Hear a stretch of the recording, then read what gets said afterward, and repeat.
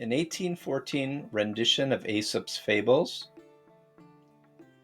Public Domain, Part 1.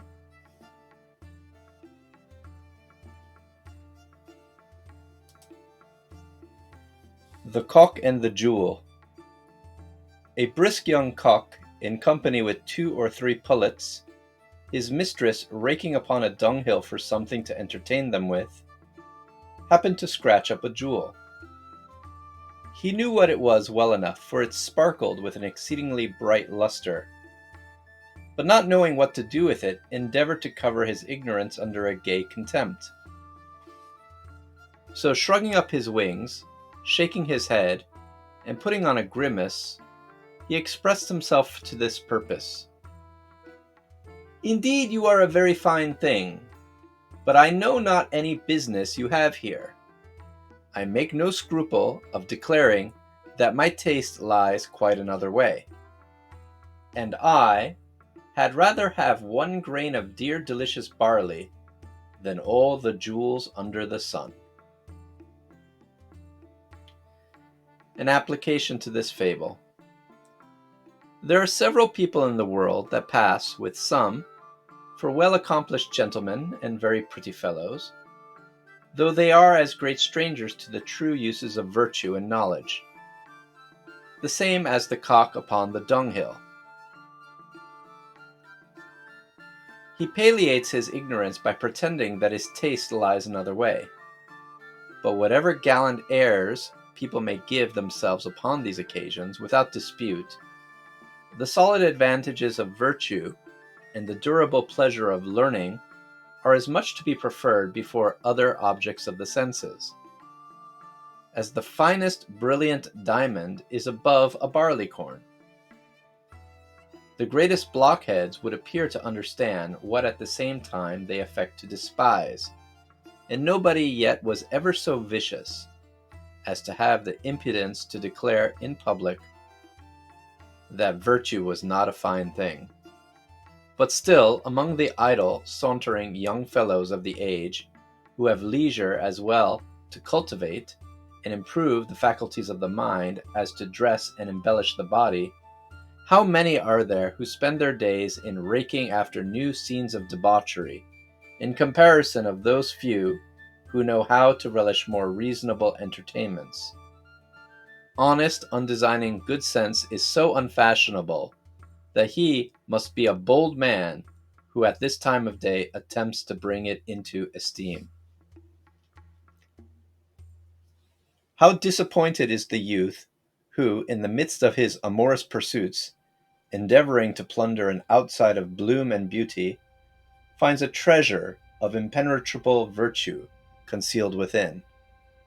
And why, may it not be said, how delighted are the fair sex when from among a crowd of empty, frolic, conceited admirers, they find out and distinguish with their good opinion a man of sense with a plain, unaffected person, which at first sight they did not like.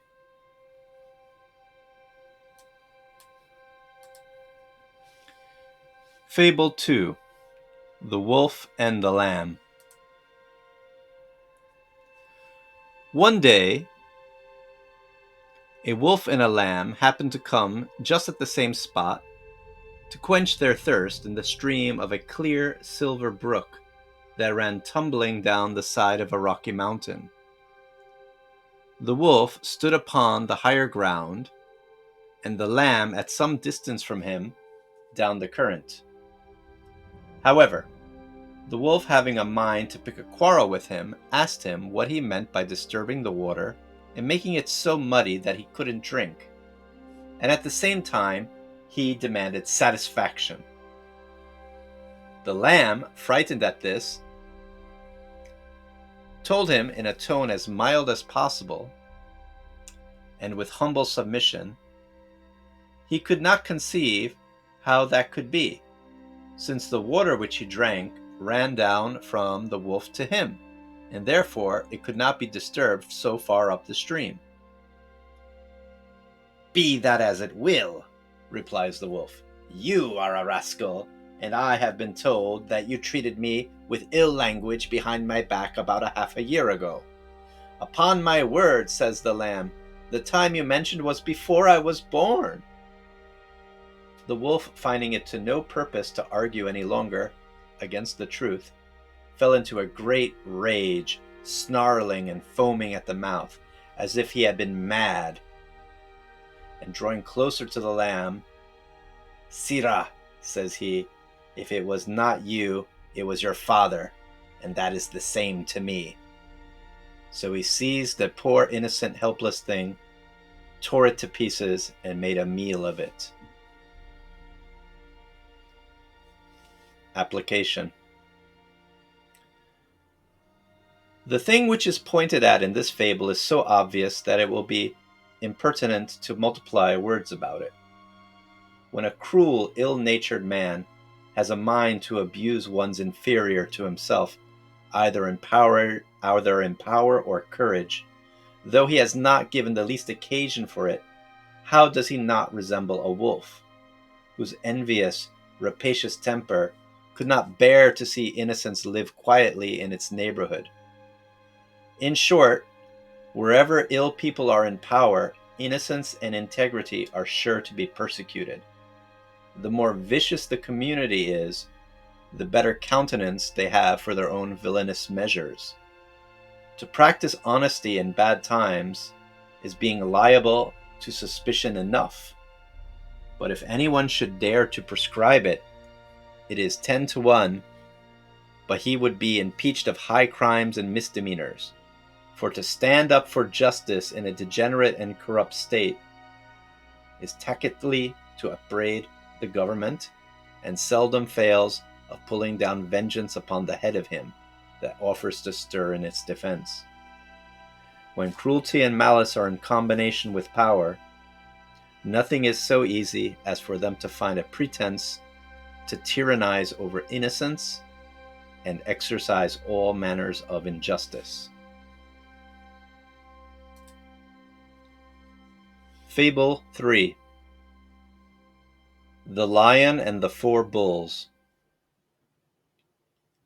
4 bulls, which had entered into a very strict friendship, kept always near one another and fed together.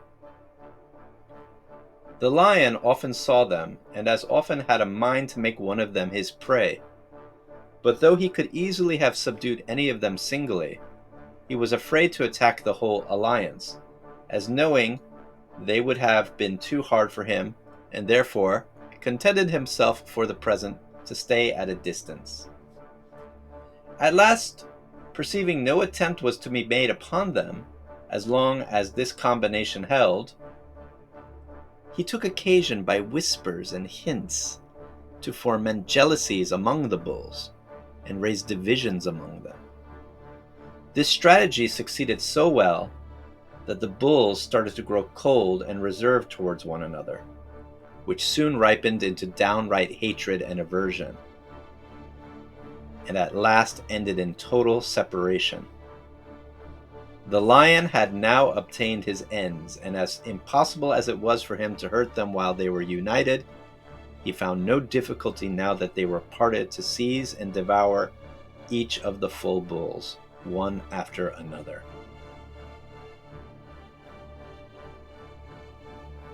Application. The moral of this fable is so well known and allowed that to go about to enlighten it would be like holding a candle to the sun.